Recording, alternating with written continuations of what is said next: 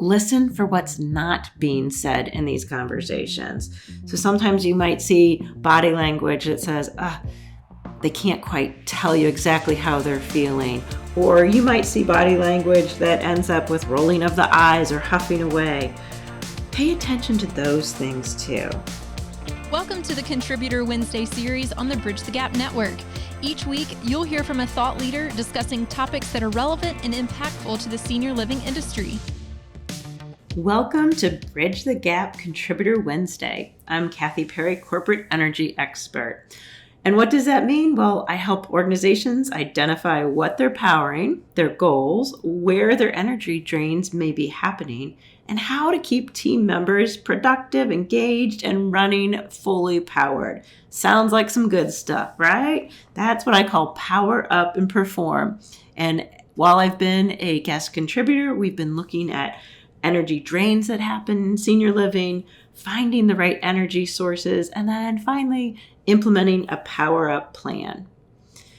2 episodes ago, we looked at the 5 types of energy drains your senior living teams might be facing. And well, let's be honest, most of us have more than one type. So if you haven't had a chance to go listen to that, I encourage you to go back. And then in episode 93, that was my last episode, we got to the good stuff, the power. As we looked at my first episode with Bridge the Gap, I looked at this fully functioning circuit and all of the power sources that it might need. What is going to give our teams that energy that they need to show up, power up, serve? So last time we looked at 4 of those energy sources. And I like to call them the C batteries. Makes life simple when they all start with C. So last time we looked at clear goals, contributions, and civility, and their role in powering up senior living teams. This episode, we will uncover 4 more power sources and listen until the end because I'm going to share the bonus power source that keeps all of senior living running. Well, recently, I was traveling to the great state of Nebraska to be with senior living professionals at their annual conference. And this was one of those trips that, yes, involved planes, trains, and automobiles. I had a connecting flight, rented a car, drove for 2 hours. Well, at the airport in Lincoln, Nebraska, when I was leaving to go home after a fabulous event energizing some senior living professionals, totally enjoyed my time there. I was sitting at one of those benches at the airport that has the charger connected to it. So I just put my phone charger in it, let it sit there for about a half hour as I read. Well, when I went to pick up my phone just before boarding, I realized I wasn't charging that entire time. I wasn't getting any juice. I was about to board the plane for 2 hours with only 17%. Well, have you done this? You get in a little panic. How would I watch the Great British Baking Challenge or catch up on my Bridge the Gap episodes with no power? Well, luckily, I did have one of those portable chargers, those power banks, and I did remember to charge that the night before. So I remembered, I pulled it out, it was working fine. But do you do that? Do you panic when your phone battery dips into single digits and you are nowhere near a power source? You just won't let it die, will you? It makes us nervous. So then I ask, why do we let our teams run on low batteries? There are many types of power sources, and we might just not be tapping into all of them. Lots of things give us that energy. So I'm going to talk about those 4 more plus that bonus. Stay to the end. Let's get out those C batteries. So my first C battery today is concentrated listening. Sounds easy, but so many of us forget to do it. Now I work from home and so does my husband. And sometimes I don't know that he's got his Bluetooth earbuds in, and he might even be on a call, and I'll just start talking. And I get the hand. He puts the hand up in the air, and it lets me know, don't talk. And we might be doing this around our teams, right? We are tuning them out because we're just so busy. Noise is coming from other places. other events, other tasks that we're doing. We just want to throw that hand up, like, don't bug me, don't listen to me. And that, although it is effective, and I get the message when my husband does it, it's not really welcoming. But what we need to do in our organizations and with our teams, so we feel like we are being heard and everyone is to have those safe times and places and have those signals so that they may know it's not a good time. So setting up times that, hey, 15 minutes before shift, this is when I can talk, sending out those invites, calendar links, so that this is when we can have that discussion. And then when it is time to talk, show that you are listening. There's ways that you can do that. And one of the best ways is by really paying attention. Don't let other things filter in so that you aren't paying attention. Show that you're listening, and also listen for what's not being said in these conversations. So sometimes you might see body language that says, they can't quite tell you exactly how they're feeling. Or you might see body language that ends up with rolling of the eyes or huffing away. Pay attention to those things too. Then make sure you're asking a lot of open-ended questions to pull that information out. Shows that you're listening, so that when it is your time to talk, you're not off in another spot thinking, oh, what did she just say? Was I listening? Did I hear that correctly? Ask questions along the way to make sure you are listening. And then, of course, give appropriate feedback. And one of my favorite things about feedback is it's also a time to offer praise. Feedback shouldn't just always be in the negative. So if you have something that you're questioning or you need to correct, you can compliment first, then add the correction, then compliment again. Those are a few tips on concentrated listening. We all know that we need to be better listeners. Making sure that that is happening will keep your teams powered. Everyone wants to be heard. Well, the next C battery is calm. This is your call to de-stress your teams. Everyone is stressed out. I have several videos on my YouTube channel, which is called Senior Living, Power Up and Perform, just about managing stress and how stress on a team affects residents, affects family members, affects productivity. But today, I just want you to make an assessment. Make an assessment of your own stress levels and those on your teams. How is this stress or this burnout that we've been dealing with manifesting itself? Then make this assessment for adding in some calmer moments throughout your day. Some of the things that you might think about doing is implementing a morning meditation, either be that for you personally or for your team.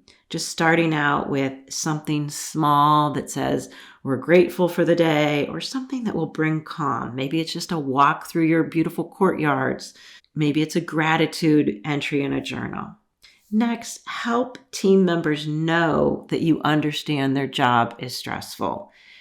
By continuing to acknowledge that you understand what they're going through, really boost that power level up. It's like, yes, I'm being heard. Now I'm being seen. I'm being understood.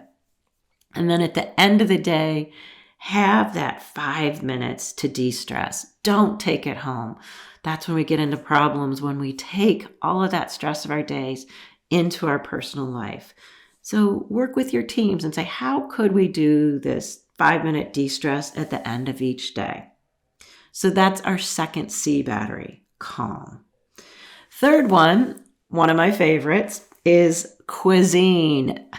Well, some of you know I used to do a lot of work in corporate wellness. I've written several wellness books, and that all goes back to the story of my daughter, Merritt Joy, who was born with a degenerative mitochondrial dysfunction, meaning that her cells didn't turn food into energy properly.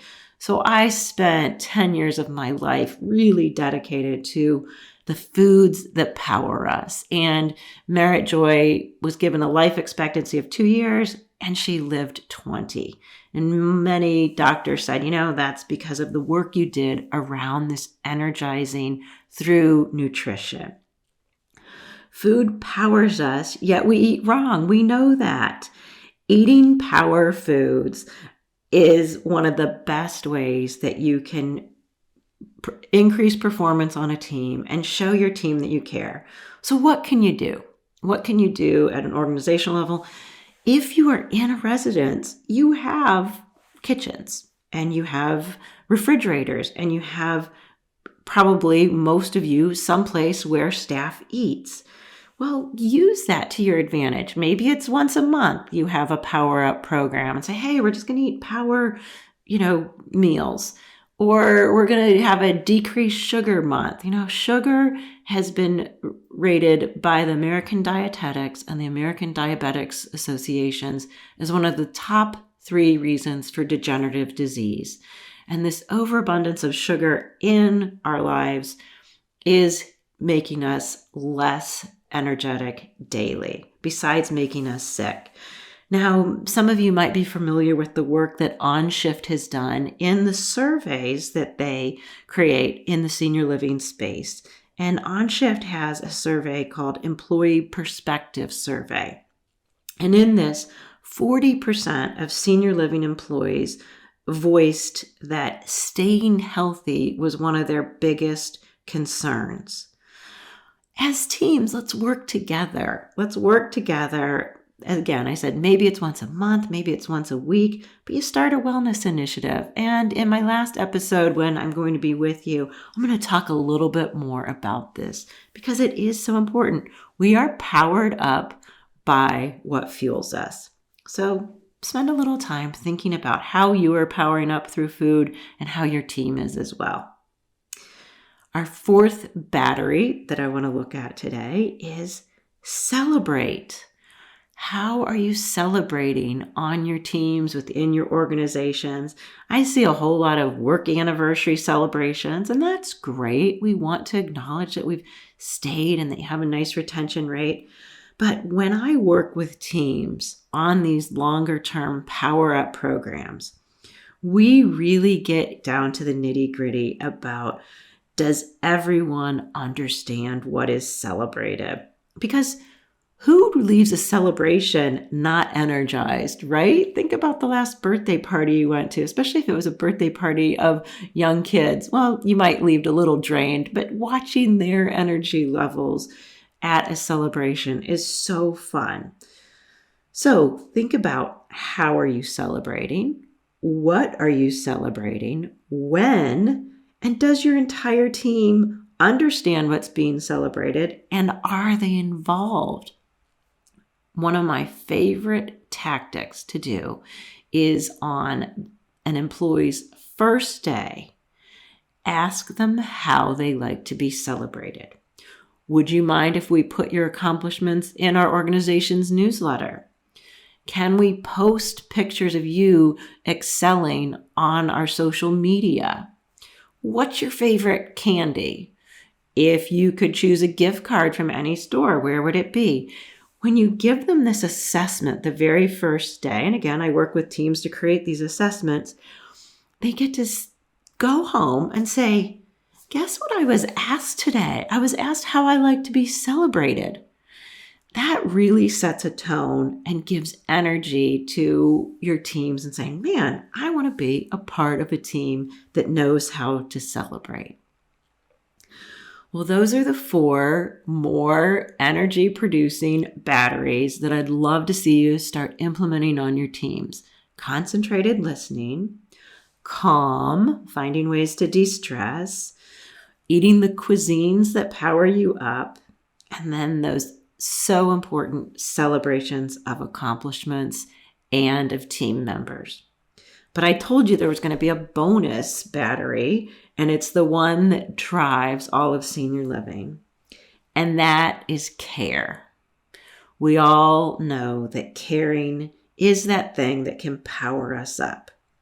So let me take you back to that phone, your cell phone that I used as the example at the beginning of this episode. I recently got a new phone. I don't know if you're like me, but I kind of dread it when I have to go out and are the apps all going to upload?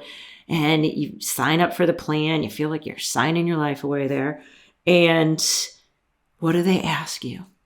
Do you want a case for this? Do you want to buy the extra protection plan with your new phone? This thing is important to you, right? Our lives have started to revolve around this. Some of us might even ask, well, what's the battery life on this thing? And we go out and we get like all the things that are going to make this thing work right. Some of us put that pop-up socket on the back. I was recently with someone who he had his entire phone encased in a wallet. So it was really protected. Plus he had all of his credit cards and all of his things that he would need just with his phone. Well, we take care of the things that are important to us, right? And we've all know we're having a hard time living without our phones.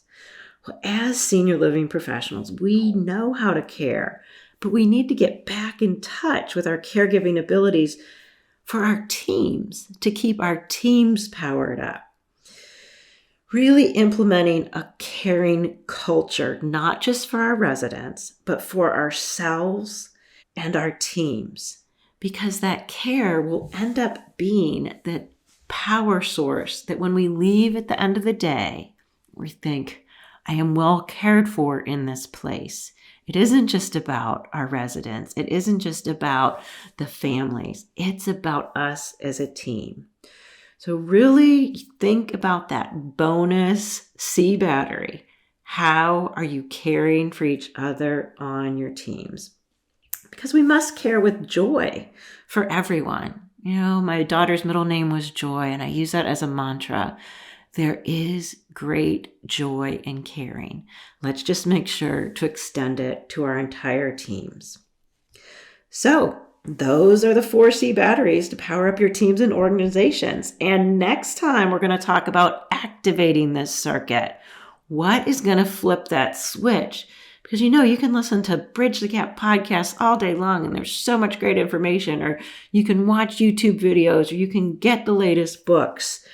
But we all know, unless we flip the switch, we're not really going to activate anything. So next time, I'm going to be giving you those tips to help activate you and activate your teams. So until next time, think about upgrading your batteries, recharging, and powering up your teams. I want to thank you so much for listening to this week's Bridge the Gap Contributor Wednesday. Please connect with me at btgvoice.com. This is Kathy Parry, corporate energy expert. And until next time, keep burning bright. Thanks for listening to the Contributor Wednesday series on the Bridge the Gap Network. For a full library of episodes, visit btgvoice.com.